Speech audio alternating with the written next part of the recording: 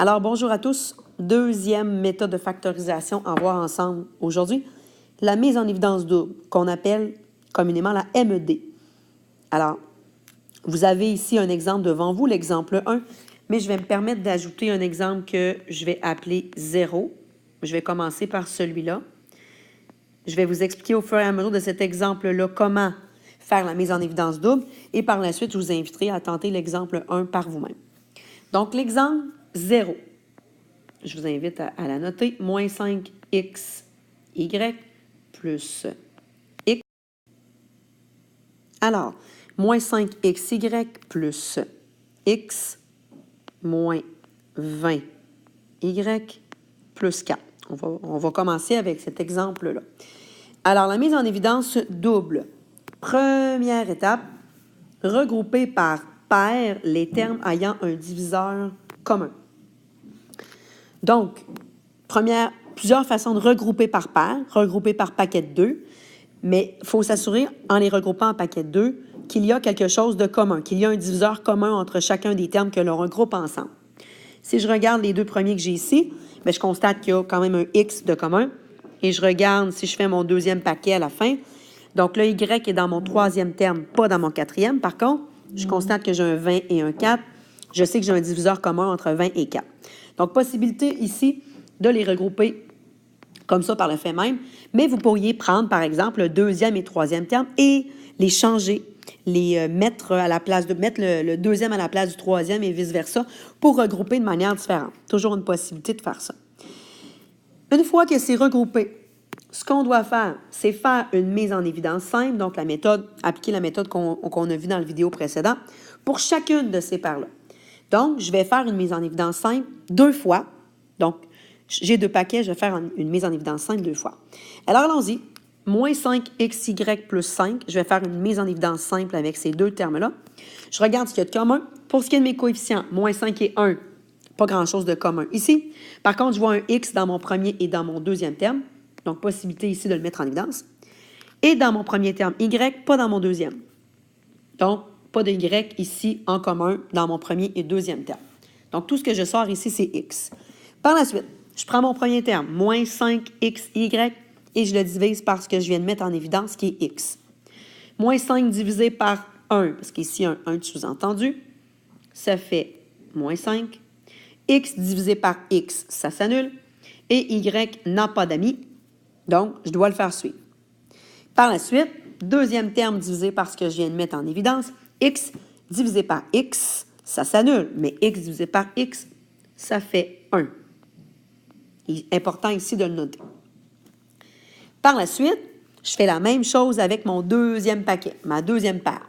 Donc, moins 20y plus 4, je vais faire encore une mise en évidence simple ici. Donc, quel est, dans un premier temps pour les coefficients, quel est mon plus grand diviseur commun entre moins 20 et 4? Bien ici, le plus grand diviseur commun est 4, parce que 20 se divise par 4 et 4 se divise par 4. Donc, je vais mettre en évidence 4. Et par la suite, je vais prendre chacun des termes que j'ai et je vais le diviser par ce que je viens de mettre en évidence. Donc, moins 20y divisé par 4, moins 20 divisé par 4, moins 5. Et y, bien, je n'ai pas rien en termes de, pour ce qui est de ce que j'ai mis en évidence, je n'ai pas de y, donc je dois le faire suivre. Dernier terme, 4 divisé par 4, aux dernières nouvelles, ça fait 1. Voici, c'est quand même un bon bout de fait, là, pour ce qui est de ma mise en évidence double. Donc, essentiellement, je répète, j'ai regroupé en paquet de 2, en m'assurant que chacune des paires, il y a un diviseur commun que je constate, pour chacune de ces paires-là, de termes. Et par la suite, je fais une mise en évidence simple pour chacune de ces paires-là. Maintenant, ce que je constate, c'est que pour chacun de ces regroupements-là, je vois quelque chose de commun. Je vois que ici, j'ai un moins 5y plus 1, et ici aussi, j'ai un moins 5y plus 1. J'ai quelque chose de commun, donc je peux le mettre en évidence. Donc, je constate que j'ai un moins 5y plus 1 ici de commun, donc je me retrouve à le mettre en évidence devant. Ici, c'est ma troisième étape, donc j'ai un binôme, donc un ensemble de 2 termes qui est commun. Je le mets en évidence. Et qu'est-ce qui reste? Bien, il reste x devant ma première parenthèse et 4 dans ma deuxième. Donc, ce qui me reste, il me reste x plus 4. Voici ma mise en évidence double. Si vous désirez vous vérifier, toujours une possibilité, vous faites votre distributivité, vous devriez retrouver l'exemple que vous aviez au départ, tel quel. Si ce n'est pas le cas, c'est que vous avez eu un pépin en cours de route. Donc, voici pour la mise en évidence double. Je vous invite à tenter l'exemple 1. Donc, ici, peut-être un peu moins évident étant donné qu'on ne voit pas de coefficient, on ne voit pas de valeur numérique. Tentez-le. Et je vous rappelle que pour faire la mise en évidence double, vous pouvez aller inverser les termes pour aller les regrouper, comme j'ai fait en rouge dans l'exemple 1. Si je vous dirige juste pour commencer ici, je constate mes 4 termes. Si je regarde les 2 premiers, j'ai absolument rien de commun. Donc, je ne les regrouperai pas ensemble, ces deux-là. Ils n'ont rien de commun. Par contre, si je regarde le premier et le troisième, je constate qu'il y a un X de commun. Donc, ici, je vous suggère de regrouper ensemble le premier et le troisième terme et le deuxième et le quatrième ensemble.